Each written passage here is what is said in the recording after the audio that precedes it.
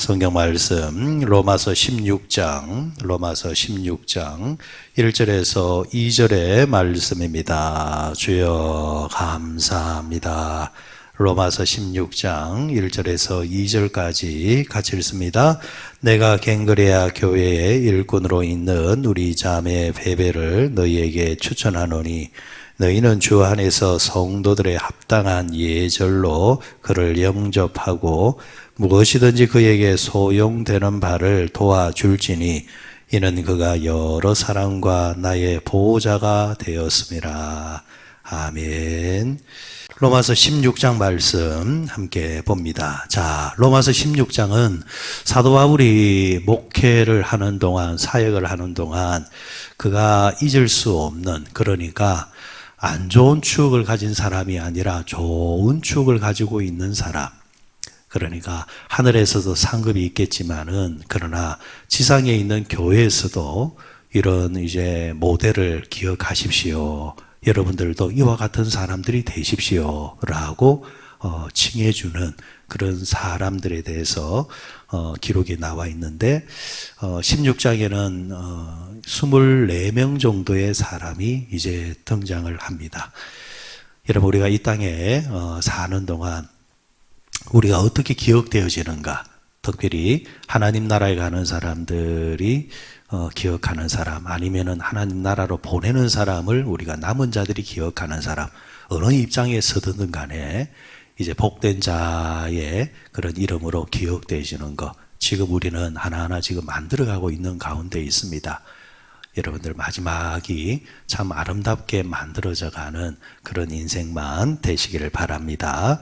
성경에 기록이 되어 있습니다. 하나님의 말씀에 기록되어 있습니다. 얼마나 귀한 겁니까? 그죠?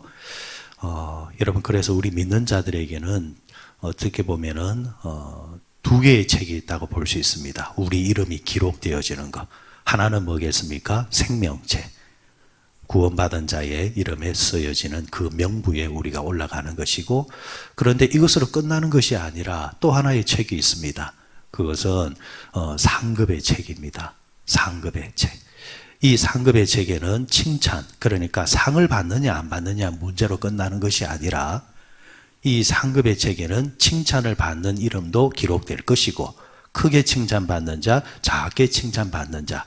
성경에는 믿음 이름에는 믿음 하나만 이야기하는 것이 아니라 큰 믿음이 있고 작은 믿음이 있고 칭찬받는 믿음이 있고 책망받는 믿음이 있다 했단 말입니다. 그죠? 그러니까 구원도 마찬가지입니다. 명예로운 구원이 있는가 하면은 부끄러운 구원이 있다라는 겁니다. 구원은 받기는 받지만은 부끄러운 구원. 상급의 책에도 마찬가지입니다. 칭찬도 크게 칭찬받는 사람이 있고 작게 칭찬받는 사람이 있고, 나아가서 칭찬이 아니라 오히려 구원은 받지만은 하나님 앞에서 책망을 받는 이름으로 기록되어지는 사람도 있다라는 겁니다. 그렇다고 한다면 우리가 어떤 이름으로 기록되어지는가? 오늘의 우리의 삶이 또 분발해야 되겠다라는 이제 마음을 가지게 되죠. 로마서 14장을 한번 가보시기 바랍니다. 로마서 14장 10절 말씀 같이 한번 봅니다. 로마서 14장 10절 말씀 같이 읽습니다. 시작. 내가 어찌하여 내 형제를 비판하느냐? 어찌하여 내 형제를 업신여기느냐? 우리가 다 하나님의 심판대 앞에 서리라. 아멘. 믿지 않는 자를 이야기하는 것이 아니라 믿는 자들을 이야기하는 겁니다. 교회 밖에 있는 사람을 말하는 것이 아니라 교회 안에 있는 사람을 말하는 겁니다. 그러면은 믿는 자라는 것은 일단은 구원을 받은 사람이라는 것이죠. 그럼 구원받은 사람들은 모두 다 어떤 사람들입니까? 하나님의 생명책에 기록된 자. 자, 그런데 그들이 다 누구 앞에 선다 했습니까? 하나님의 심판대. 그러면 이 심판대는 무슨 심판대를 말하는 겁니까? 구원의 심판대가 아니라 상급의 심판대를 말하는 겁니다. 비판하면서, 그러니까 하나님께서 말씀하신 그 말씀대로 사는 것이 아니라 오히려 신앙생활하면서 부끄럽게 신앙생활하는 사람들은 다 하나님의 심판대 앞에 서서 심판을 반드시 받는다라는 겁니다. 그래서 우리가 이 하나님의 심판대에 우리가 잊지 말아야 되겠다. 자, 그런 면에서 여러분 로마서 16장에 나오는 이 24명의 사람들은 하나님의 심판대에 섰을 때 다 어떤 사람들이냐? 사도 바울이 보정할 만큼 크게 상을 받는 사람들이다. 그러면서 한 사람 한 사람 이름을 호명해 주는데 오늘은 큰 의미에서 말씀을 드릴게요. 먼저 16장 1절에 나오는 사람, 내가 갱그리아 교회의 일꾼으로 있는 우리 자매 베베를 너희에게 추천하노니, 이렇게 이야기를 하고 있습니다. 베베에 대해서 이야기를 하고 있습니다. 베베가 어떤 사람이냐? 교회 일꾼이고, 특별히 24명의 사람 가운데서 제일 앞머리에 이렇게 딱 갖다 놓았는데, 이 베베라는 사람을 추적해 보면은 어디 이제 출신이냐면은 갱그리아 교회라 했는데, 사도 바울이 2차 선교 여행을 하면서 세웠던 교회가, 대표적인 교회가 어디냐면은 고린도 교회입니다. 고린도 교회. 이 고린도 교회에서 로마서를 이제 써서 고린도 교회에 서신을 보내게 되는데, 이 고린도 교회에서 일꾼으로 이제 만난 사람들이 누구냐면은 그 교회를 세운 사람이 누구냐면은 브리스길라와 아굴라라는 부부입니다. 이 브리스길라와 아굴라라는 부부를 고린도에서 만나서 그들과 함께 교회를 세우게 된 겁니다. 자, 그런데 이 고린도 교회가 이제 부흥하면서 고린도 교회를 세우는 것으로 끝나는 것이 아니라 고린도 교회에서 약간 북동쪽으로 한 18km 떨어진 곳에 갱그리아라는 동네가 하나 있습니다. 자, 그곳에서 일꾼으로 세워져서 갱그리아 교회를 세우게 되는데, 그때 세워진 사람이 누구냐니까 바로 베베라는 사람입니다. 이 베베라는 사람. 그런데 이 베베라는 사람이 어떤 사람이냐? 뭐라고 붙여냈습니까? 거기에 보니까 2절에 너희는 주 안에서 성도들의 합당한 예절로 그를 영접하고 무엇이든지 그에게 소용되는 바를 도와줄지니 이는 그가 여러 사람과 나의 보호자가 되었음이라. 그에게 합당한 예절을 표현하는 겁니다. 그 여인을 함부로 대하지 말라라는 겁니다. 그 여인은 함부로 대함을 받을 만한 그런 자가 아니다. 그를 합당한 예절로 깍듯이 예를 갖춰서 항상 그를 대해라. 내가 떠나더라도, 내가 죽더라도 그를 잊어서는 안 된다. 왜? 뒤에 뭐라 붙여놨습니까? 끝에 나의 보호자가 되어졌다. 보호자가 되었다는 말은 바울이 어려울 때, 힘들 때에 적극적으로 그를 도와서 함께 했던 사람이라는 겁니다. 여러분 그렇잖아요. 사람이 기억나는 사람, 어떤 사람의 극적일 때에 나를 도와준 사람, 극적일 때에 내 마음을 아프게 한 사람이 있습니다. 그런 사람들은 잘 안 잊혀지잖아요. 그렇죠? 극적일 때에, 힘들 때에 그 힘듦 위에 더 얹어놓는 사람이 있단 말입니다. 기다렸다는 듯이. 그러면은 그 상처는 오래 가잖아요. 그 사람이 기억난다는 말입니다. 그런데 이 베베라는 사람은 힘들 때에 주변의 사람들은 힘들면은 떠나간단 말입니다. 그죠? 세상의 이제 형태는 그렇잖아요. 인기 있는 사람들, 인기 있을 때 훅 왔다가 그 인기가 없어지면은 썰물 빠지듯이 쑥 빠져나가지 않습니까? 그런데 이 베베라는 사람은 그러지 않았다라는 겁니다. 항상 그 자리에 있으면서 바울의 이런 모습, 저런 모습 동행하면서 그를 항상 도와주고 보호자가 되어준 사람. 그렇기 때문에 내가 떠나더라도 이 사람을 함부로 대하지 마십시오. 이렇게 말하고 있는 겁니다. 여러분 신앙생활 좋을 때만 같이 하면 누가 못합니까? 그렇잖아요. 여러분 큰 의미에서 교인들은 어떤 사람들입니까? 가족이잖아요. 가족. 근데 여러분 일반 가정에서 힘들 때 그냥 집 나가버리고 헤어져 버리고, 좋을 때는 돈 많이 번다 이러면은 헤헤 하고 오고, 그게 가족입니까? 아니죠. 오늘날 한국교회가 예전에는 그렇잖아요. 예전에는 개척교회도 잘 됐어요. 개척교회가 힘든 곳이잖아요. 그런데 그 힘든 곳이라 할지라도 하나님이 사명 주시면, 그죠? 교회와 함께 하면서 교회를 세워나가는 보람을 가졌습니다. 그런데 오늘날 형태를 보면은 힘든 곳은 절대로 안 가려고 합니다.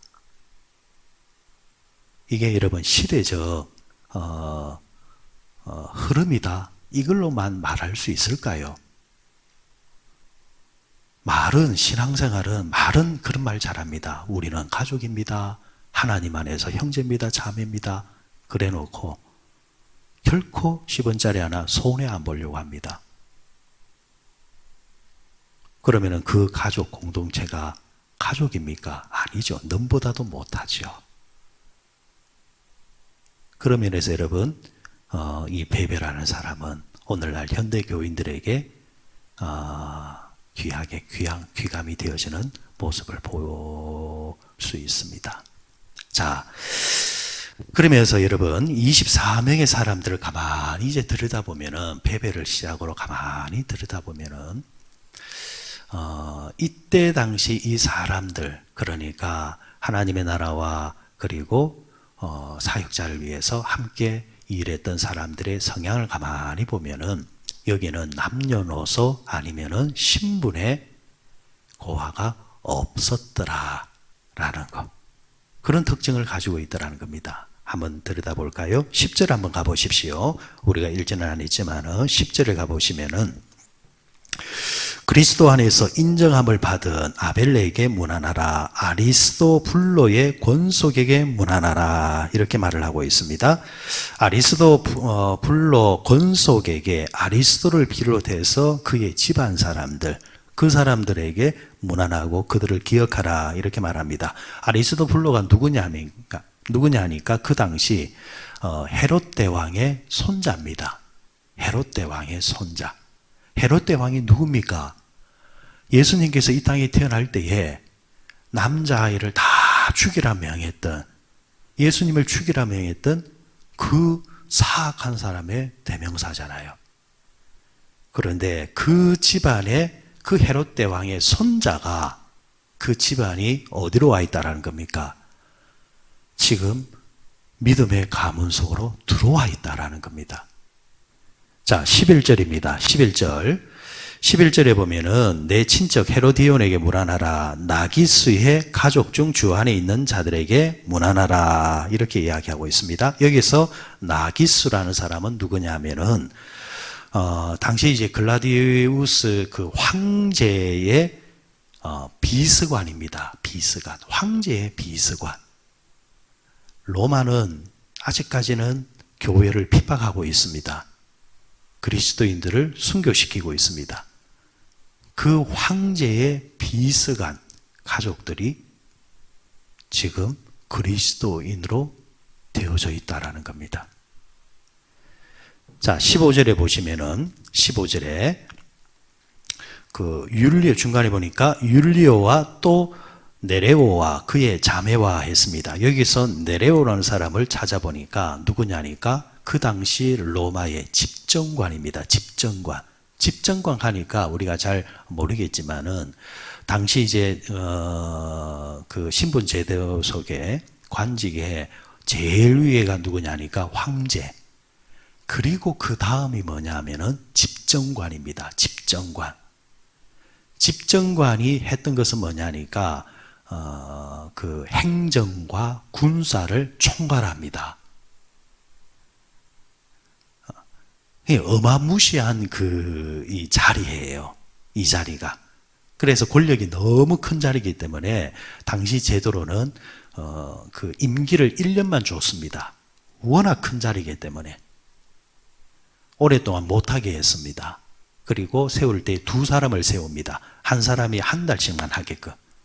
그만큼 강력한 그 손에 쥐어진 권력이 크기 때문에 이 집정관 자리를 세우기는 세우되 임기를 최소화시켜 놓고 그리고 두 사람이 번갈아 가면서 하게끔 이렇게 이제 제도 속에 들어가 있는 이 신분이 집정관인데, 이 집정관이 누구였느냐 하니까 당시 네레로라는 사람입니다. 그 어마무시한 사람이 어디 들어와 있다라는 거예요? 그리스도인이 되어 있다라는 거예요. 이 놀라운 일입니다. 그러니까 이 로마가 복음화된 게 하루아침에 된 게 아닙니다. 313년에 로마가 기독교를 국교화시킬 때에 이게 그냥 된 게 아니라 밑에서부터 차근차근, 심지어는 귀족과 이런 왕족과 이런 고위직에서도 이렇게 복음의 역사는 일어나고 있었다라는 겁니다. 자, 그렇다고 한다면은 지금 나타난 사람들은 다 어떤 사람들입니까? 로마의 귀족이고 고위 관료입니다. 자, 22절로 가봅니다. 22절에 보면은 이 편지를 기록하는 나 더디오도 주 안에서 너에게 문안하노라 했습니다. 여기서 더디오가 어떤 사람이라 했습니까? 편지를 기록하는 사람. 다시 말해서 로마서를 대필해 준 사람입니다. 대필.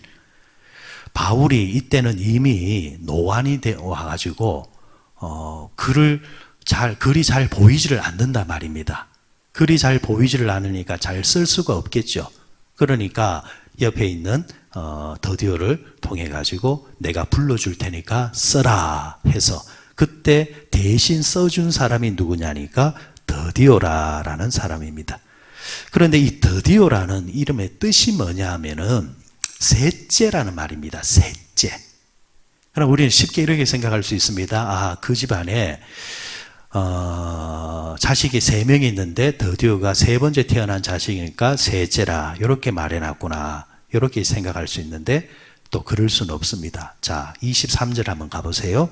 23절에 보니까 나와 온 교회를 돌보아주는 가이오도 너희에게 문안하고 이 성도의 재무관 에라스도와 형제 구하도도 너희에게 문안하느니라. 마지막에 나오는 형제 구하도가 또 뭐냐니까 그 당시 말로는 넷째입니다. 넷째. 더디오는 셋째, 구하도는 넷째. 이게 무슨 말이냐면은 로마 시대 때는 신분 제도가 있습니다. 제일 위는 귀족과 황제겠지만은 제일 밑바닥에는 누굽니까? 노예입니다.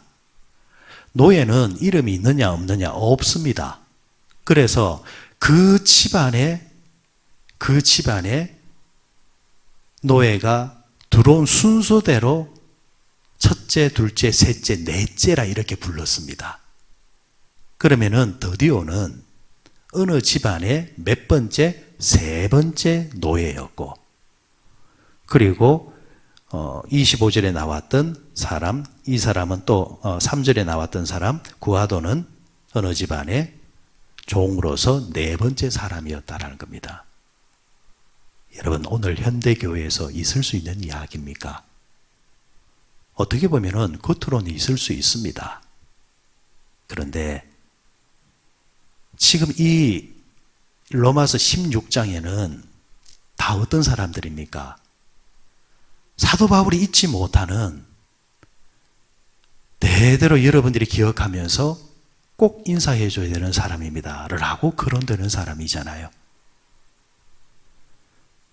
그런데 신분을 보니까 황제 다음 가는 사람부터 시작해서 제일 밑바닥 사람까지, 이게 복음의 능력이고 신비입니다.